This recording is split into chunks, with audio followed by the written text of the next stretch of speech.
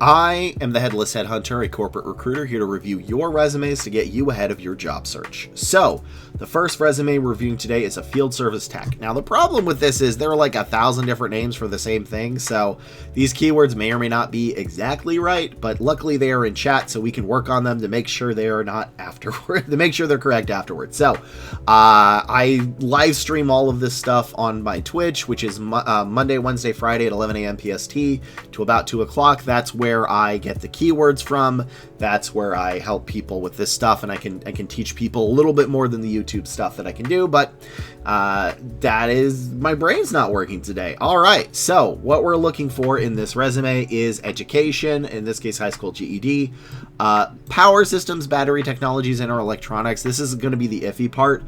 Driver's license is big. They want you to travel a lot. And here, read schematics, drawings, knowledge of troubleshooting, test, and repair techniques. I would argue this is the most important part right here, which is the troubleshooting, test, and repair techniques. Because again, it's going to depend on the industry. So, and then MS Project or Excel. Companies want it, seriously. Having Excel and MS Office and Project, huge. So, before we begin, please like, comment, and subscribe. It really helps me out. And let's see, what is your ratio? We do not know. That is okay. So let's see what we can do to improve this. So, BS in informatics at local state. That's good. You should have your education. It's up top. Field service ensured that 150 plus store hardware devices and peripherals maintain normal operation. So, here's where I think you can actually improve this. What kind of tools, right? Ensured that 150 plus store hardware devices and peripherals, such as batteries, potatoes, milkshakes, were maintained, repaired, and troubleshot. I don't know if you do the troubleshot, but the other two are how you would write that. So then you would use a separate bullet for managed tickets and inventory using ServiceNow. I don't know if this is needed or not. Installed 1,000 point-of-sale peripherals. Here we go. This is good. As well as 10 color printers maintaining their functionality. I don't know if the 10 color printers is needed or not, but this does at least tell me what you installed. Troubleshot point-of-sale. Good. POS issues and peripherals on 300 plus registers. Running a custom and troubleshot. Okay, so yeah, we can fix these a little bit. I like some of this stuff. So what you can do is put education and certificates, and under education, excuse me, what you can do, wow, my hair is crazy right now. What you can do is put your driver's license, not your full number. I don't want you to put the actual number, but just put valid driver's license until 2028 or something. Because a lot of these places want you to move around a lot, so it's actually really good to just show that. And recruiters cannot actually ask for that. They need to say you have a valid license, because they cannot ask if you have a car, which is good because that's an illegal question. We do not want to ask those, but it's good to actually just put that you have a license, just that it's valid. I do not need the actual number. So I would recommend putting that. And how we want to combine these, right, is this is good. This is really big. Is we want to sort of have a entry sentence that says, ensured that all of our 150 plus store hardware devices and peripherals, such as, and then we want to use broad spectrum stuff, right? So we want to say like batteries, point of sale devices, printers, and hardware were maintained. Maintained and repaired when needed. And that would be the first one. Then we would switch this up to be the second one, where it says use Microsoft Office, Teams, and Excel. Read schematics and drawings, send emails to managers, or that kind of thing. So you don't need to go crazy on this one. And then safely drove the company provided van and made excellent working condition of said van via. This is good. In fact, this is where you can kind of combine those. Is you can sort of have drove our company van and maintained condition of van while communicating with managers using X and Y. So you can maybe even emails and stuff to that. So configure laser printers. Yeah, so there's just too much here, but this is not bad. So, yeah, not bad. I think this would definitely get some interviews. We just need to clean it up. So, then monitored devices using SnipeQ. Again, I don't know if these are the exact things I'd want, but what were the devices? What were they? Were they computers? Were they batteries? Were they potatoes? I don't know. So that's kind of what you want to do here. The volunteer stuff, it's okay. Your formatting is not the same as here for some reason, but that's okay. So yeah, essentially we just need to redo some of these bullet points, but I don't think this is terrible. I think this as is will get you some interviews at least, but we can do a lot to make it even better. So that's it for this review. I'm not going to help them out more in chat, and I will see you all in the next resume, which will be in like 2 seconds from this. This is a resume review of a fraud. What is this? A fraud analyst analytics. So this person sent me in 3 different job titles, and I will be perfectly frank, I was having difficulty finding jobs for all 3 of them. So these keywords are probably not going to be that accurate. Don't take them as gospel. This is for fraud detection and prevention, audit and compliance roles, as well as fraud analytics. I tried searching for fraud analytics along with fraud analyst and fraud detection and prevention, and I only found like a couple of jobs. So again, these keywords are not super accurate, but those were KYC, AML compliance, PCI, DSS, and card network regulation, so credit cards, Plaid, Eversea, CyberSource, processing chargebacks, and fraud mitigation. So those are not 100% accurate, but I can at least help with the formatting because I'm looking at this and this is a nightmare. So this person has 100 applications to 1. That is their ratio, which is not good. And probably because of the formatting more than anything. So let's see, detail-oriented fraud analyst with fraud prevention. Again, you do not need objectives. They do not help unless you're switching industries or you're a high level director, because you can kind of get away with it. But for everybody else, do not do that.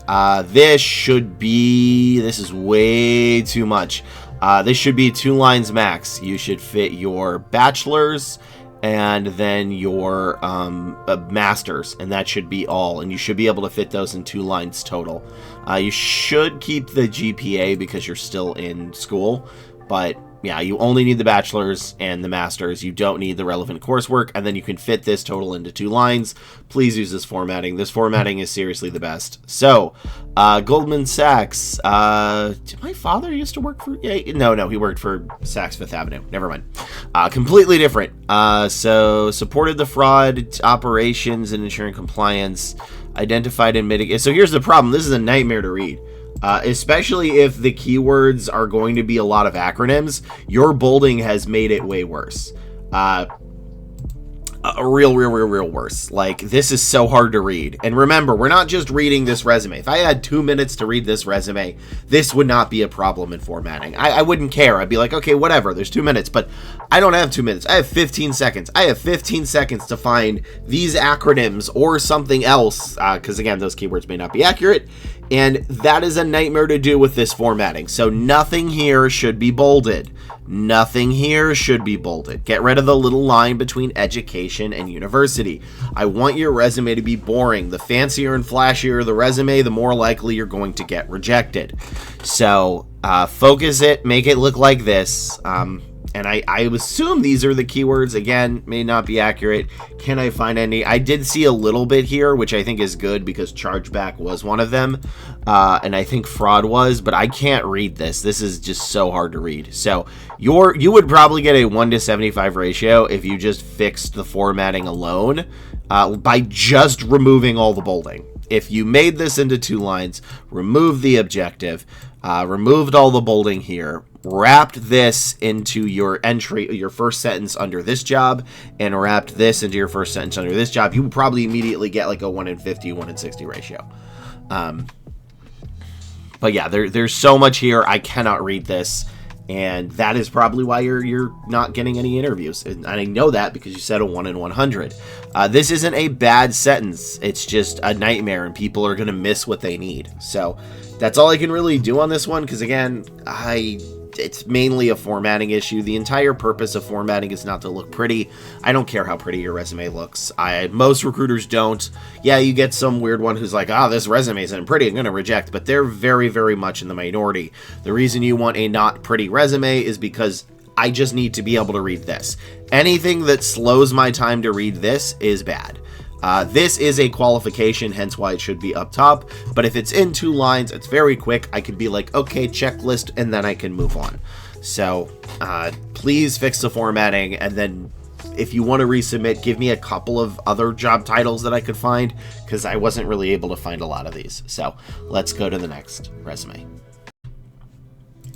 This is a resume of a front-end developer who all they said is they're basically like not getting any interviews. They did not tell me the ratio. I also cannot move from this because they accidentally doxed themselves, and this is the only thing I can show without any identifying information. So please, when you send it to me, scrub that information. This is a public review. Please, please, please scrub the information you do not want seen. Otherwise, your resume may look like this, and I cannot scroll down. So what we're going to be looking for in a front-end developer is JavaScript, React, AngularJS, HTML, CSS, PHP, SQL, Scrum, Agile, RESTful API, SEO, WordPress, Git, Docker, Jira, Vue. Next, and bonuses are extra language, cloud, UI, UX, SaaS, and TypeScript. So, normally, at least in the United States, as far as I'm aware, front-end developers in both the UK and the US have the same keywords, but I haven't checked the UK keywords in a little bit, but I think these are at least good enough for now. So, this resume is pretty bad, formatting-wise. So, I want it to look like this. This is best formatting. Education is fine up here, but there's so many colors on this. I really just want black and white. Black and white. That's all I want is black and white. All right, keep it black and white, keep it simple, keep it basic. But this is too fancy, and it's gonna actually hurt your chances, not increase them. So the bachelor's, nothing here should be bolded, and this should be one line. There's nothing here that needs to be more than one line. This can safely be deleted. Again, I do not care about skill sections. And most people get confused, like, oh, recruiter, they need to see it. But it's actually mostly the managers that don't like skill sections.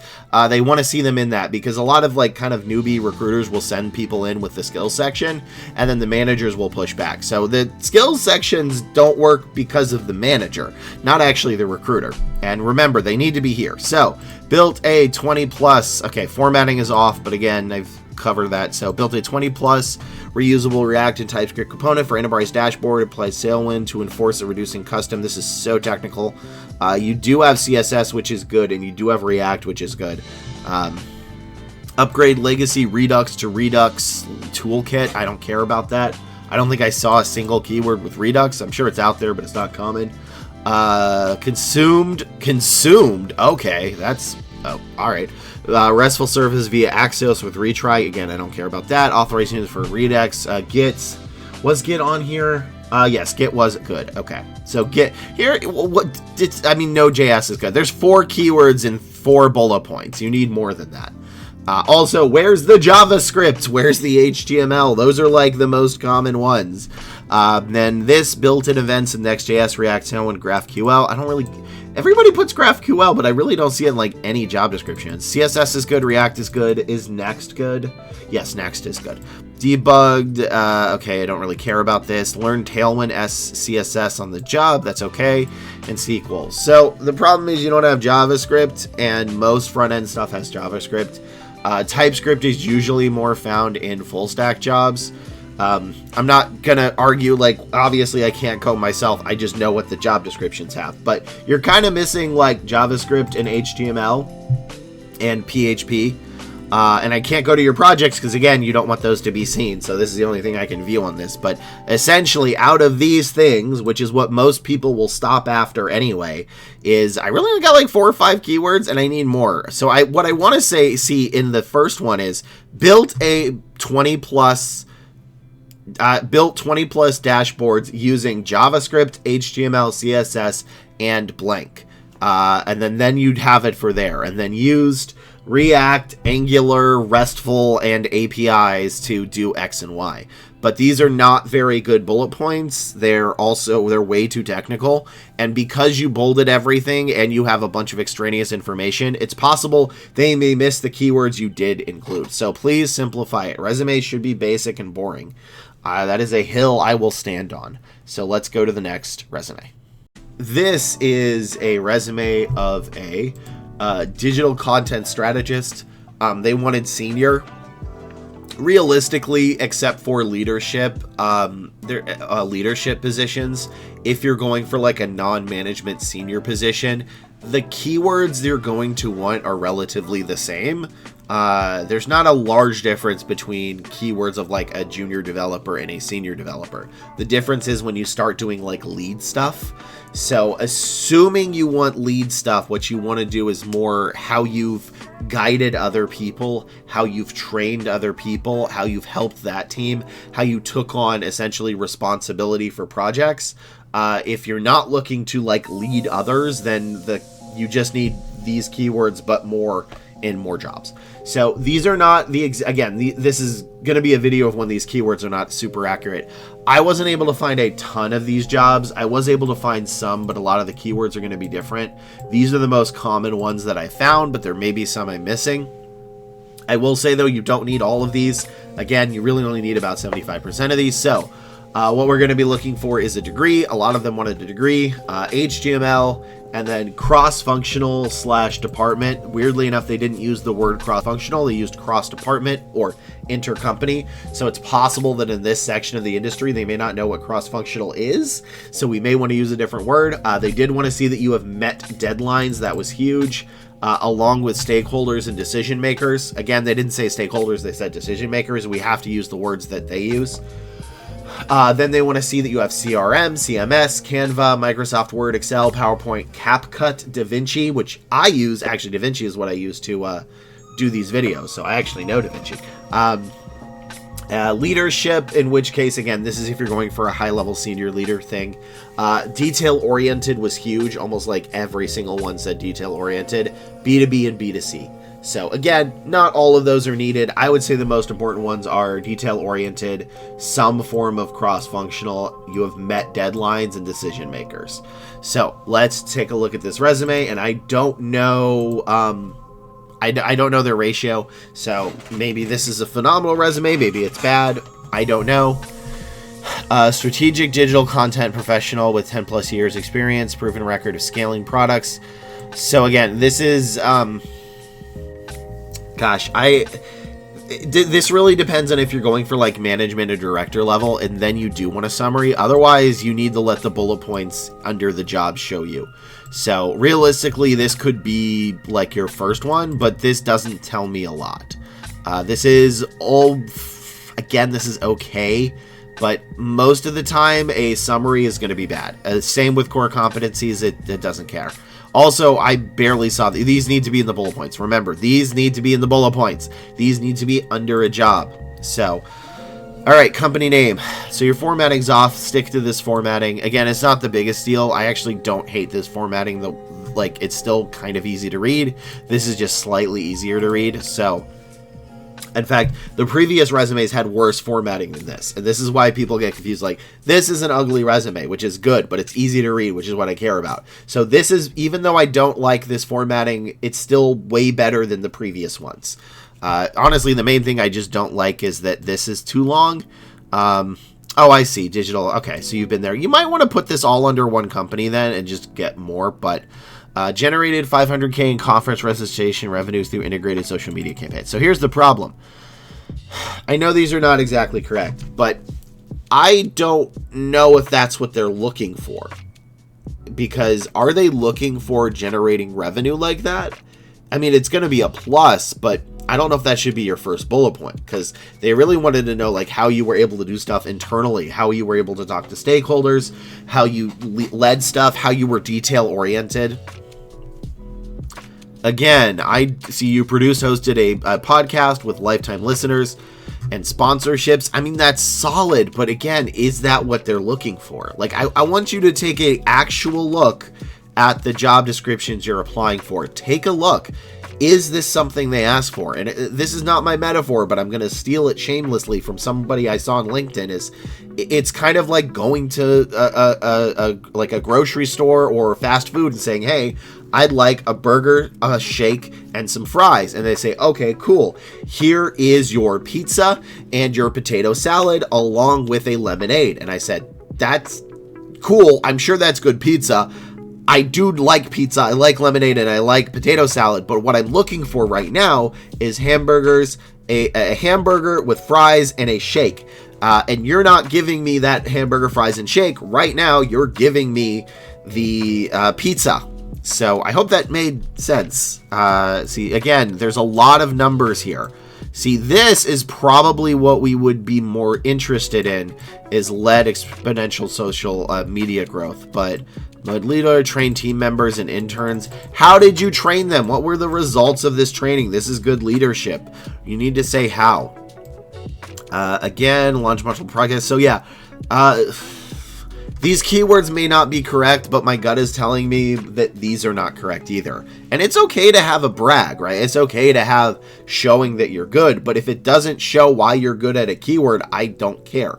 Or a qualification. Like, I don't see cross-functional or whatever they want to call it in this industry. I don't see I don't see anything about decision makers internally in the company. I don't see anything about Word, Excel, PowerPoint, CapCut, or DaVinci. Again, core competency section does not count. I barely see anything about how you were doing detail-oriented or B2B and B2C. So unless I was looking at the wrong jobs, these are keywords that are not what they're looking for. Also, you want your education up at the top. People get a little confused by this. I get a lot of pushback for it. So let me tell you why the education should be at the top. It's a qualification, and every qualification needs to be in the top half of the resume. But the next question people will pose is, so does that mean people care about education more than experience? And no, this is not you put it up because companies care about it more. You put it up for a formatting issue because it's possible they may not scroll this far down, and it is a qualification. So even though companies do value experience more than education, 9 times out of 10, you should still put your education up top if it's relevant for the role, just so that they don't miss it, because they're just going to take a quick check on it and then move forward. But if it's all the way down here, they may miss it. So that's all I can do for this one. I'd like to know your actual ratio. Maybe this is a phenomenal one. Maybe I'm wrong. I don't think so, but I've been wrong before. So let me know in the comments, assuming these are the actual keywords. But this goes for everybody. Look at the job description, because a lot of people put stuff that is important to them, but it's not important to the people that are like going to hire you. And that's a huge difference. So let's go to the next resume. This is a resume of a software engineer front end. So what we're looking for is JavaScript, React, AngularJS, HTML, CSS, PHP, SQL, Scrum, Agile, RESTful API, SEO, WordPress, Git, Docker, Jira, Vue, Next, and any extra languages such as Cloud, UI, UX, SAS, and TypeScript. So this is actually, they did not tell me anything other than this is a 1 in 50 resume, which is, again, a C-. So that is a 1 in, for every 50 applications they sent, they get an interview. So this is, again, this is like a mid resume. I'm not being mean. I mean, this is what a mid-level resume will do. Hopefully we can improve it from 1 in 50 to maybe like 1 in 30, 1 in 25, but 1 in 25 in a software engineer is actually a real, like, good resume. The market's just bad. So, front-end engineer, okay, so formatting could use a little work, but again, this is not the worst formatting, and the entire purpose of formatting is so I can easily read it, which I kind of can. I wish it was a little easier, which is why I like my format, but this is not bad formatting. This is, weirdly enough, like a B+ formatting. I'd say like a B formatting. So, senior front-end engineer. This is the only thing I'm a little concerned about, is you've got your BS in mechanical engineering, but, you know, if your degree is not related, it may be worth it to put it down, but I do know that sometimes they like mechanical engineers, so this is kind of a toss-up on if you should keep it up here or not. There are exceptions to most every rule. So, improved page SEO. Perfect. Look, that's what we're looking for right now. SEO. Reduced checkout bounce rate. I don't really know about that. And nearly doubled site traffic by partitioning the main application to Next.js. There we go. Those are 2 keywords. Server side, halved the rate of deployment errors, the rollout speed, integrating Cypress, I don't know if I care about that, into GitHub, GitHub, I don't know if there's a difference, but I don't know if most other people know either, into a CI/CD pipeline, which is nice to have, but isn't as needed. It's really more, I think, full stack, but increased front page by text through Redis, cut the loading times by the API, Apple Pay, AOL. I don't know if that could be very specifically needed, but I don't know if I like that. That's not needed. So there's like half the bullet points here that are actually what we'd be looking for. But those are actually pretty solid. SEOs are pretty big. So, all right, reduce front-end times, blah, blah, blah, 50% by API error for the Django API. Are you getting 1 in 50 for front-end dev roles? Or are you getting 1 in 50 for, like, full-stack roles? Because there's slightly more keywords for full-stack, but streamlined our UI, API, Django, it's okay.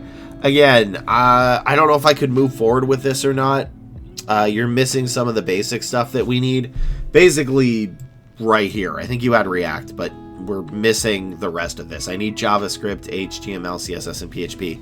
And you have too many percentages. It's okay to have percentages. I've previously said we don't care about your percentages or achievements, and I think I needed to clarify that is you need to keep your percentages and achieve like very small in your resume. There should really only be 2 to 3 percentages in your entire resume, with the exception of like managers or salespeople. They can get maybe 5, but there are way too many percentages here because not everything is about improvement. I just care that you've done it.